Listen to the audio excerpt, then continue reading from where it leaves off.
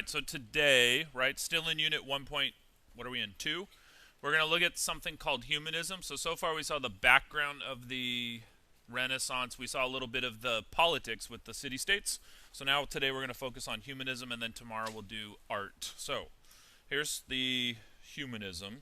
If you look at, we're first going to see what is humanism, the characteristics of it, like what defines it. So humanism essentially is a revival of antiquity, meaning you go back, here we are, right, in this Renaissance time period. There's been like this 1,000-year Middle Ages. So you're going to go back from, like, you're here in, let's just say, approximately 1500. You're going to jump all the way back and look at the stuff that's like 1,000 years old plus. That's antiquity, specifically of Greece and Rome. So you're going to look at their philosophy, their literature, their art, that kind of thing. That's why I have Rome and Greece on the map right there. You got your little ancient Greece guy. So that's humanism in a nutshell. It's a revival of that old kind of thinking that hadn't been around for a long time. In humanism, there's a strong belief in individualism, that you, the individual, are important, that you have potential. That's why I have this, right? You stand out from the crowd. You're your own person. There's kind of a lot of isms. There's humanism. Now there's individualism so it's kind of a bunch of words are going to be like that.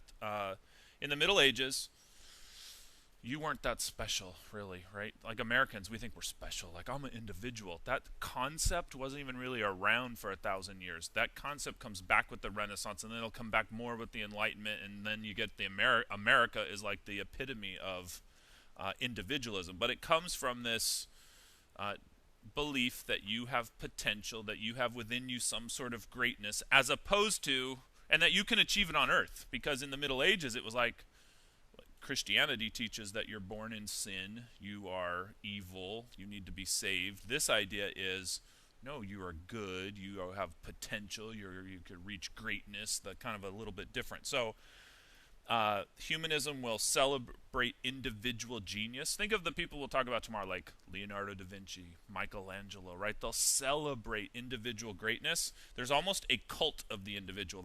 It's cult's like a religious term, but like people, individuals are so awesome and they're better, whatever. So they focus on outstanding achievements. By the way, I'm talking just men, right? For women, it was like, they're just women. But for men, it was, oh, you could be a great man. For a woman, she was just ordinary, domestic at home, nothing special. That's kind of the concept. Foreign to our American modern ears, but in their time period, it's all focused on men.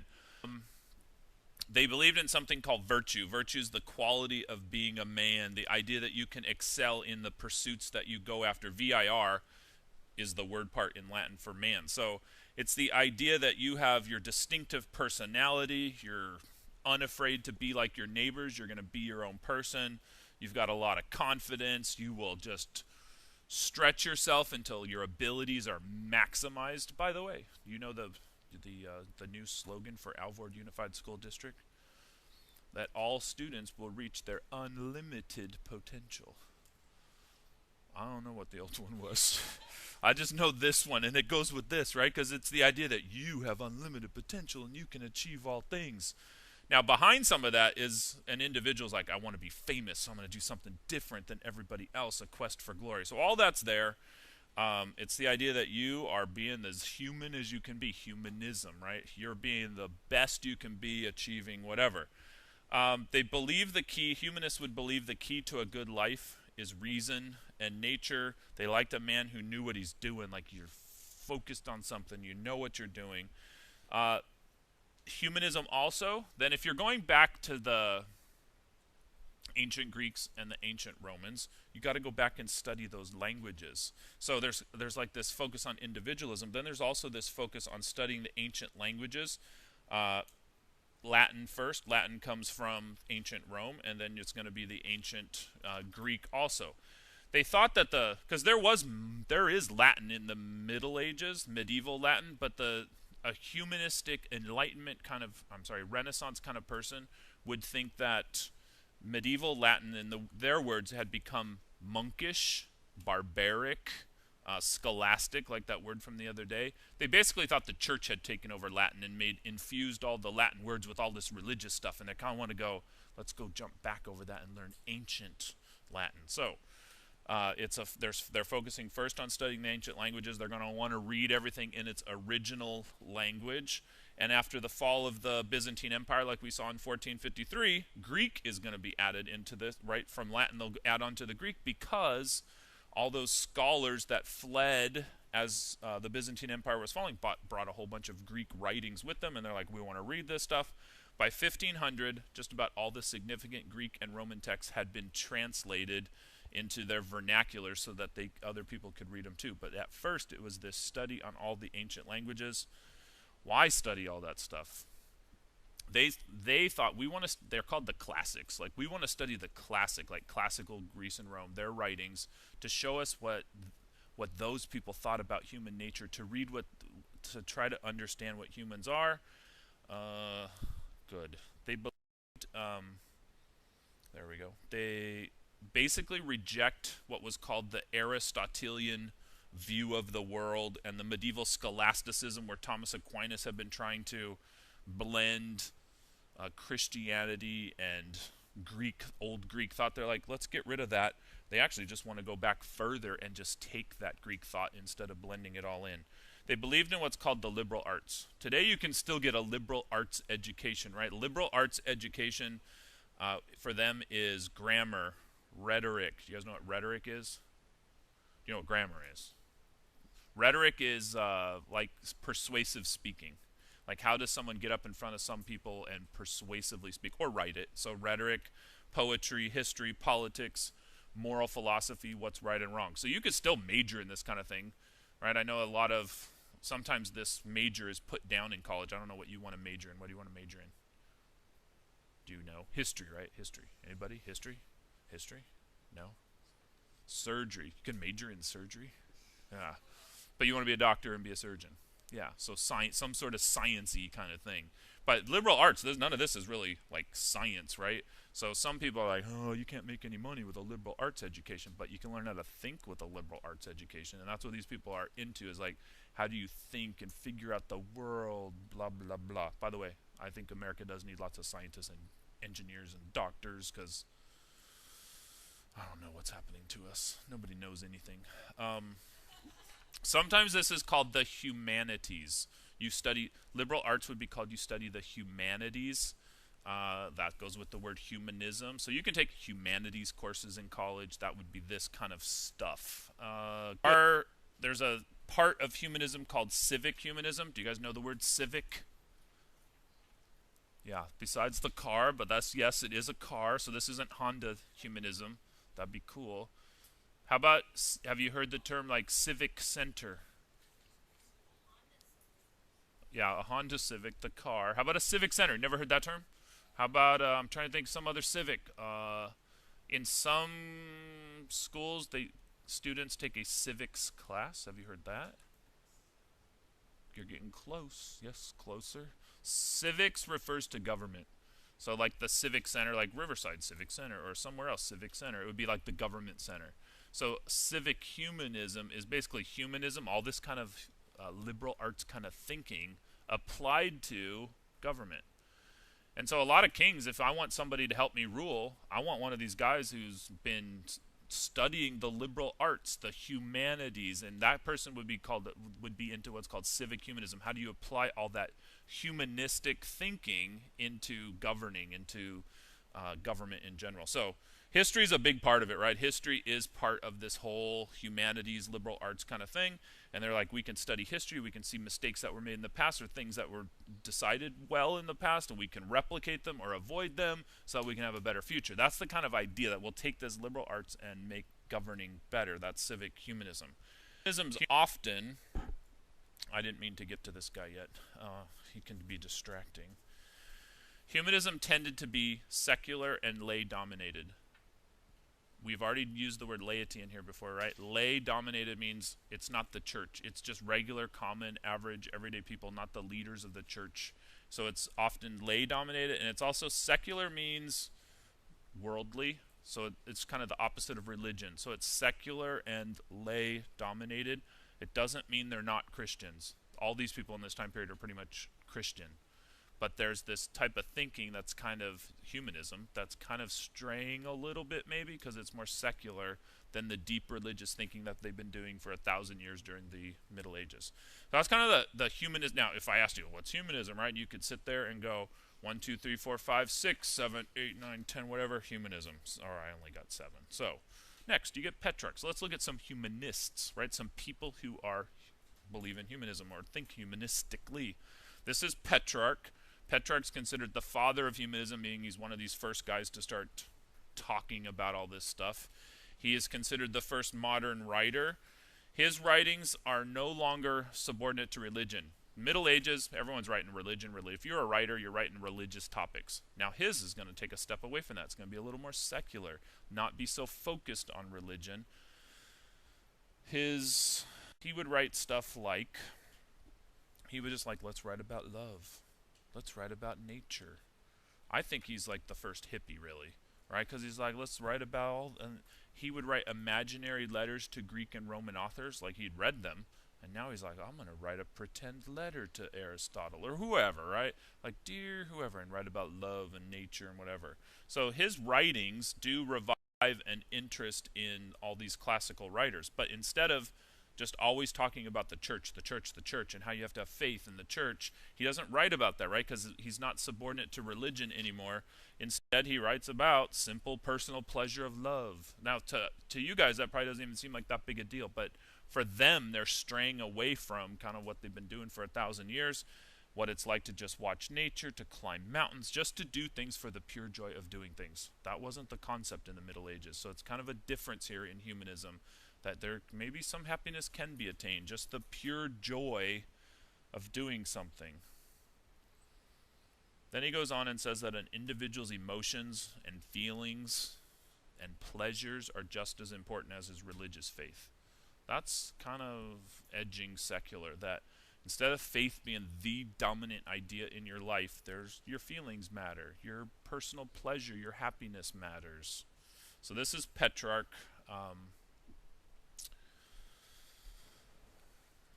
He puts together an encyclopedia of Greek and Roman mythology. Good enough. He's the guy who kind of labels the Middle Ages the Dark Ages that they've now come out of.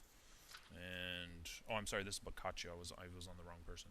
So there's Petrarch. Then you get this next guy, Boccaccio, and Boccaccio puts together the encyclopedia of Greek and Roman mythology. What's the point? Because what's a humanist do? Goes back to antiquity. So that's what he's doing, and he's bringing the old ideas. I don't know. Do you guys study mythology in any class? In English somewhere? 7th grade. Okay, so all that stuff had kind of disappeared for 1,000 years. Maybe it was over in the Byzantine Empire, right? That's where it kind of had been, but far away from the other part of Europe. And then when those scholars fled in 1453, they brought that, and then Boccaccio's going to compile this stuff. Boccaccio's most famous work is called the Decameron. I think it was supposed to be a movie either coming out last year or this year. I haven't really looked. Have you guys heard of it at all? I'll have to look it up. But that's his most famous work, the Decameron. Deca meaning 10, right? Or 1,000, 100 here. It's a collection of 100 stories that's told by 3 men and 7 women. It's kind of set in the time period of the Black Death. They've fled Florence, and these characters, you don't need to know all the details of the book, but these characters spend 10 days in a country villa, and each day one of the characters is chosen to be the king or queen for the day, and they get to pick the theme for the story. Often, the stories aren't going to be religion, so that's another thing with this humanism. They're going to tell these stories that are just more about, the social commentary of what life is like in 14th century Italy in this time. Pick whatever kind of topic you wanted. Did not have to be religion. So there are stories about tricks that women play on men. I didn't know women did that. Do they? That's what I'm thinking, yes. So, very cunning. So watch out, guys, right? Women play tricks on you. Love stories that end happily, love stories that end tragically. So you got to pick your story, and some of them are a little bit graphic, but the whole point is they're trying to Like, what is human character? What are people doing? Can we learn something about humanity through writing and what the result of certain kinds of behavior are? Good. So it definitely shows a secular spirit, right? So in humanism, you've got humanism, you've got individualism, and you have secularism. If you want to make a little acronym in your head to kind of organize your thoughts, right? It's really, well, it's ish individualism, secularism, humanism, or you could do his humanism, individual, secularism, or she. But if I could find a T, never mind. So the next one, Leonardo Bruni. Bruni, humanist too. He's the first one to actually use the term humanism. He's a civic humanist. He's chancellor in Florence, serving the government. He writes a history of Florence, the history of the Florentine people, the book that I have right there. He basically says in his history book, he's saying that stuff happens as a result of human action. History happens as a result of human action, not divine action. So again, a step away from it. Doesn't mean these people aren't Christians, but it's kind of a step away from God is in control of everything. God does everything. And he's saying the stuff that happens in our history, it's because of choices and decisions that we as humans make, humanism, and it's not so much divine action on things. Next is Lorenzo Valla. Lorenzo Valla is the number one expert on Latin, right? On that old Latin, because in humanism you've got this focus on the old languages, and he wrote something called the Elegances of the Latin Language in 1444, and then he wrote something that AP Euro seems to love to ask about, and that's this book. He writes on the false donation of Constantine. The title's on the false donation of Constantine, and in it he's going to expose a fraud that the Catholic Church had done.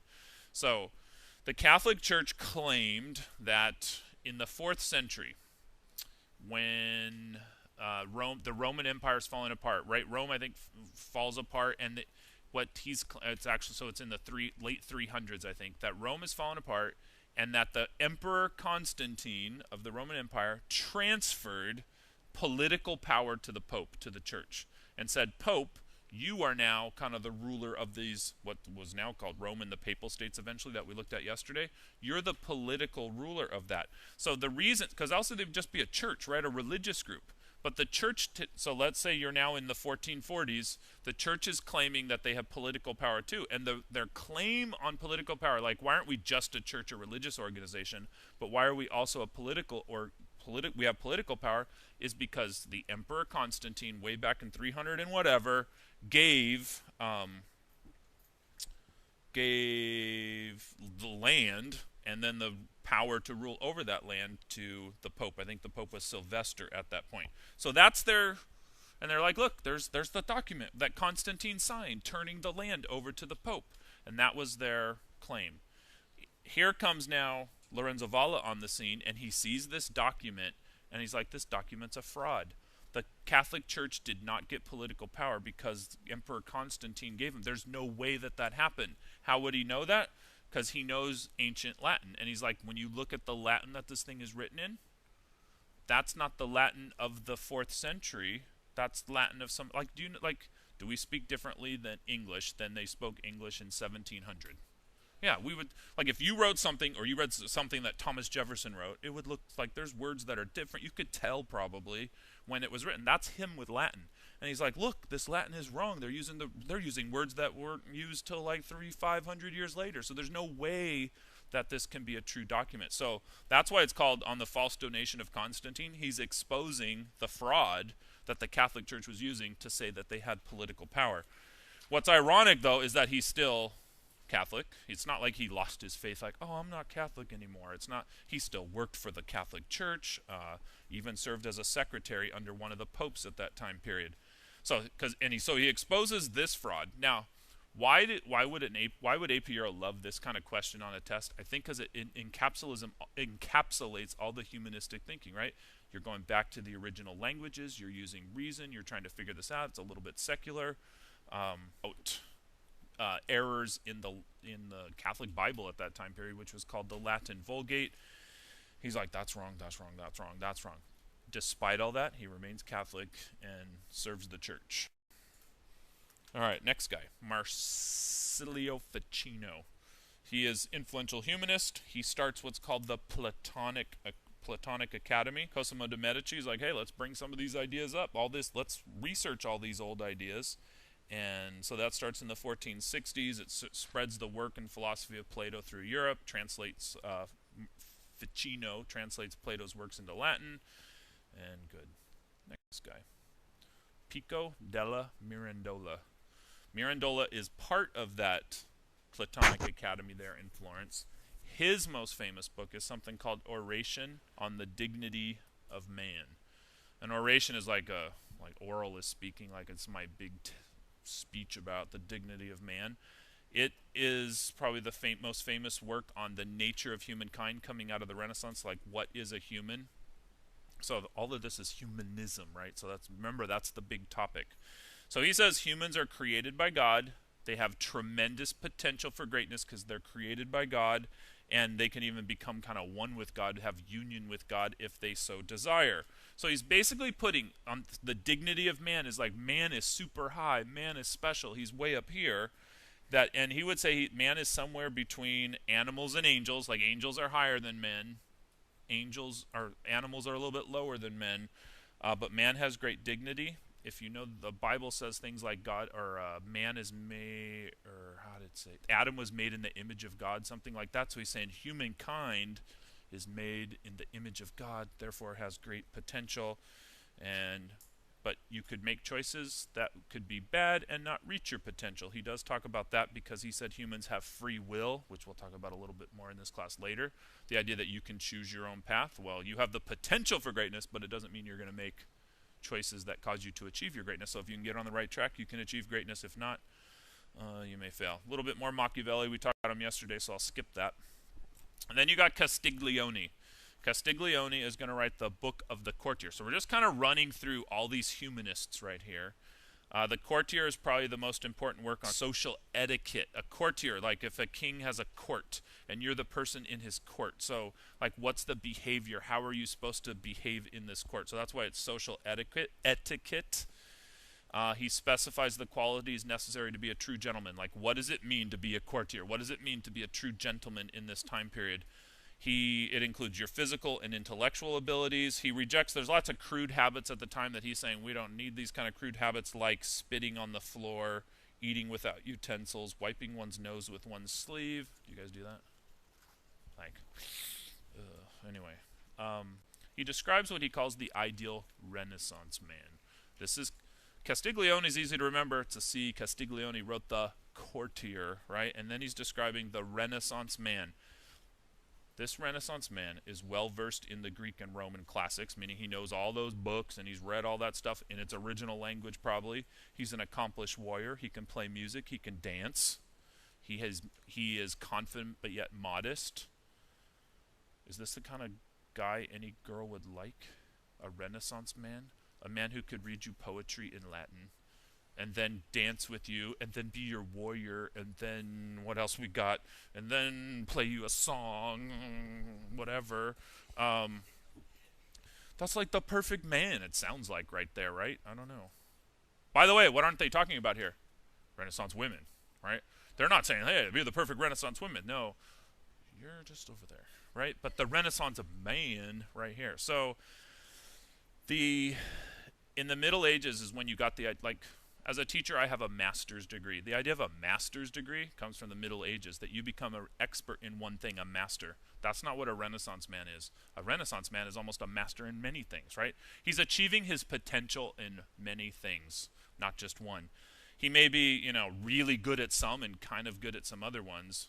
Like, there might be ones that stand out more than others, like, what if he can play the piano better than anything else in his life? But that doesn't mean he can't be. He's probably a pretty good warrior, dancer, all that stuff. So, I don't know. Do you desire to be a Renaissance man?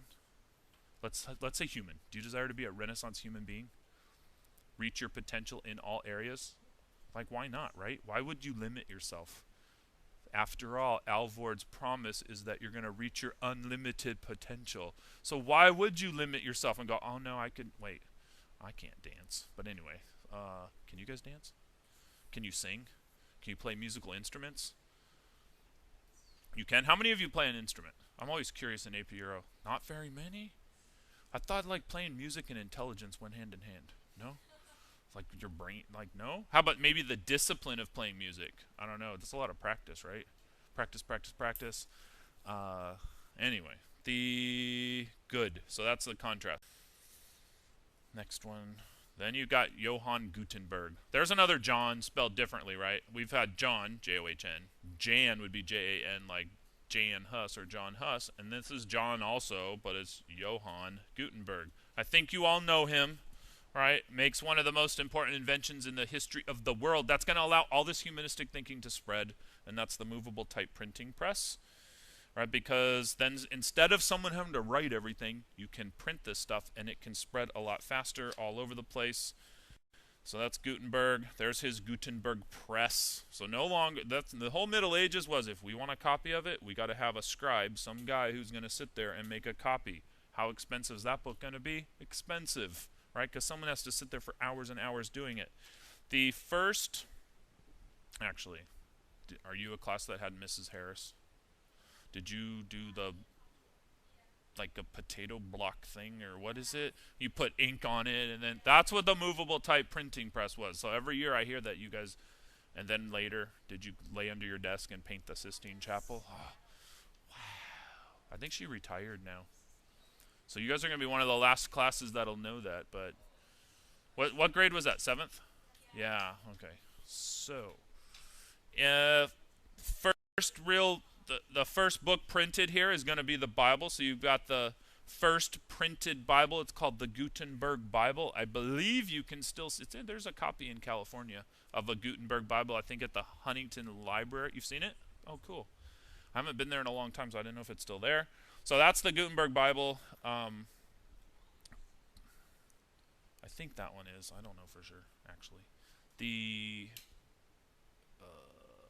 So what's the effects of this printing press, right? You're going to have an increase in literacy. You know what literacy is, yes? Like reading, understanding stuff. In America, well, I don't have time for that. Never mind. So, but literacy, if books are expensive, what's the point of learning how to read? Because I can't even afford to buy the book that I would read. But if the price of books comes down because you can print all more of them faster, remember we talked about how when there's more of something, the cost is going to be less. Now it might be worth becoming literate so that I can read that book. There will also be more government propaganda, though, because now the governments can produce stuff cheaply, spread it around, so you'll look at it and you'll go, oh, yeah, that's a good idea, whatever they like mess with your head, propaganda. National loyalties grow because stuff starts to be written in do you remember the word from the other day that starts with a V? Vernacular. Who said it? I heard it over here. Oh, vernacular. So stuff starts to be written in English and French and Spanish or whatever, and that kind of ties you to your people because you're like, I see that instead of just everything being like, oh, it's some Latin out there, now it's stuff written in my language. Other thing is people become silent readers. Instead of everything used to be read out loud, like because I might be the only one who's got the book and I might be the only one who reads, so I'd read out loud. But once everybody starts reading, you start to have this generation, or forever, of silent readers where people just read faster silently. So in the end, you get a spread of all the humanistic ideas, and then you're also going to get the spread of, in our next unit, when we get to Unit 2, religious ideas, because then if some guy has a new religious idea and you print that thing up and you spread it around, that's going to be the Reformation when we get to it. If that wouldn't have been there, so that's, I don't know, if, is that like, what would be, is that like Twitter today? Spreading ideas? What spreads ideas today? If you had an idea you want to boom out there, how would you spread the idea today? Some sort of social media, right? So that's like early social media. To you, it's clunky. You're like, seriously, a book? But for back then, that was huge because that's how you could get all these ideas out. All right, so why don't you take the